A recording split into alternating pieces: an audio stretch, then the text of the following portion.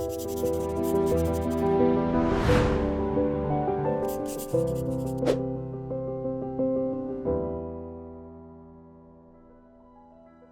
哋曾經做過調查，發現香港大部分回流加拿大嘅家庭係為咗仔女獲得更好嘅教育。今集我哋聽一聽過來人嘅意見，點樣選擇合適嘅學校，以及幾時辦理入學事宜係最好呢？二次回流嘅小朋友啦，咁好多時因為佢哋見到可能喺香港嘅生活壓力啊，或者讀書嘅壓力會比較大，咁佢哋會希望會揾翻一啲比較好舒服少少啦，happy learning 嘅 school 啦，咁佢哋都會搬翻落去溫哥華或者 Toronto。加拿大嘅公立學校同香港差唔多，都係受到校網規定，只係接受居住喺鄰近地區嘅學童申請，所以學區房咧就較為受歡迎。而申請私立學校咧就彈性得多，較為注重申請人嘅學習經歷、成績同埋其他技能。公立學校通常規模比較大，課程設置同埋教學器材齊備，比起私立學校，學費就更加平。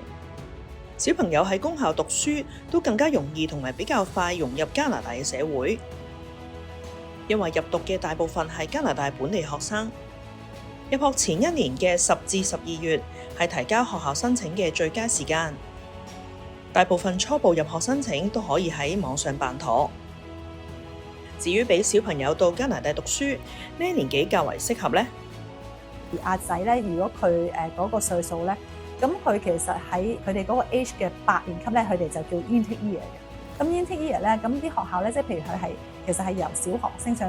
中學嗰段時間咧，8年級咧係最好嘅，因為8年級通常打後咧都唔會再轉校舍啦。咁變咗咧，佢哋咧一路同佢成長咧，嗰啲朋友咧，嗰個圈子咧都係嗰班，咁變咗佢就可以建立到唔同嘅好朋友，就會係一路咁樣一路升上去啦。咁而你話大個啲咁點咧？佢哋嗰邊嘅中學咧，佢哋收生咧比較recommend 你係10年級過去嘅。佢話10年級咧嗰個 intake year 咧係比較容易去準備佢哋11年級開始計分嘅。有啲科目咧，譬如可能你揀啲比較難啲嘅 faculty 啊，咁佢哋就會睇埋10年級嗰個分數啦。如果10年級咧，佢去讀嘅時候咧，佢就可以將佢哋咧就 prep 得好啲。咁11年級一開始計分嘅時候咧，就可以比較準確啲咯，啲分就會靚啲啦。如果小朋友係資優兒童，更加可以入讀 mini school， 即係資優學校。加拿大每個省都有資優教育，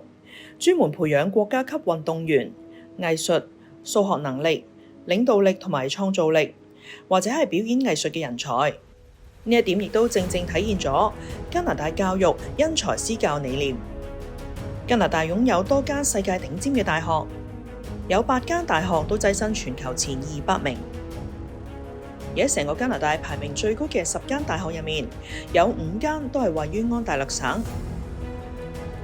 包括全國最頂尖嘅多倫多大學，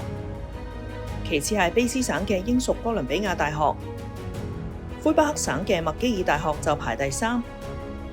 大學質素高，自然就吸引到世界各地留學生到加拿大就讀。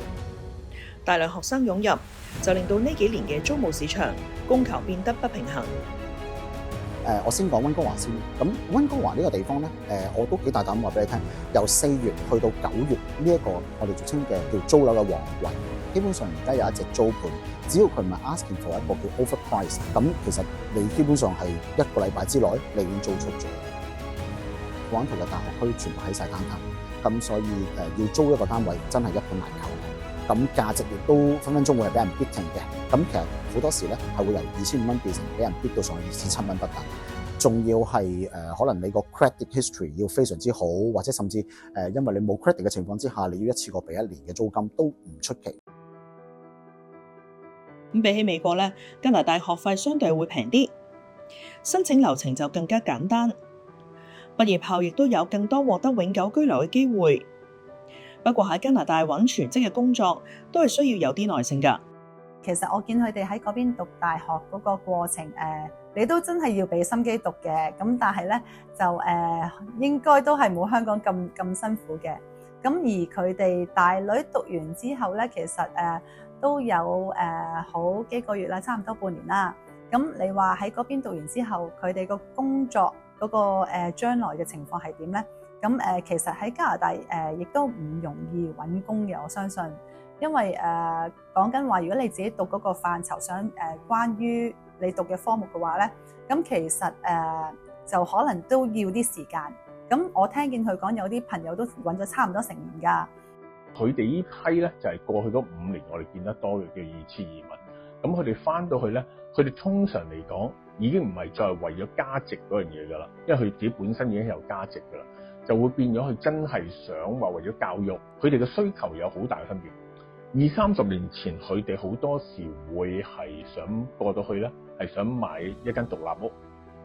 我哋叫做 single houses。最近呢5年、10年嗰批移民或者個新移民嚟講咧，佢哋要求嘅咧，佢哋會雙向傾向啲比較上細嘅單位，例如係啲 townhouse 啊、duplex 啊，甚至好多係一去到咧係買咗個 condo 先。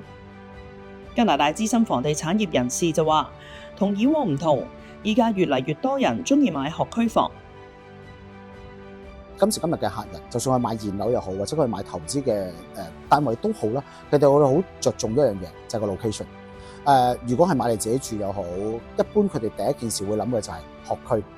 周圍嘅旁邊學區究竟個學區靚與唔靚，或者係bilingual 嘅學區嘅。第二樣就係開始會諗關於 SkyTrain 嘅問題啦。咁當然 Toronto 就叫 TTC 啦，即係佢哋會希望係一個交通方便嘅地方。which is 簡單啲嚟講，就算佢哋唔揸車都好，佢一樣可以去到佢需要去嘅地方。咁所以其實優質嘅樓盤反而係最重要係呢兩樣嘢。佢表示，香港人回家之後都會四圍住喺唔同嘅城市，揾一個合適自己嘅落腳點。其實除咗因為有 Stream A、B 嘅關係，咁其實佢哋會好多時係先落戶咗喺譬如 Calgary 啊、Edmonton 啊，甚至 Quebec 呢啲地方先嘅，因為始終比較容易生活啦，或者當然佢哋係比較容易能夠攞得到PR 呢個 status 啦。咁佢嗰個氣温或者個天氣個相差度係比較大，咁變咗佢哋最後尾可能 end up 都係會 move 翻落去 Vancouver 同 Toronto。始終就業機會比較多，同埋嗰個環境嘅因素喺呢兩個大嘅城市都係比較好嘅。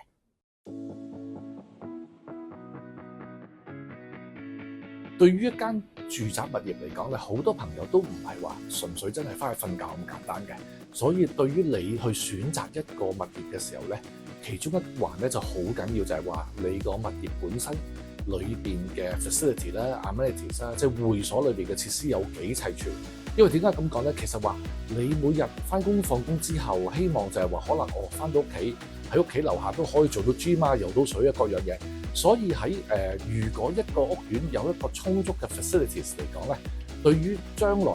你嘅回報啦，或者你嘅抗跌能力亦都會高好多嘅。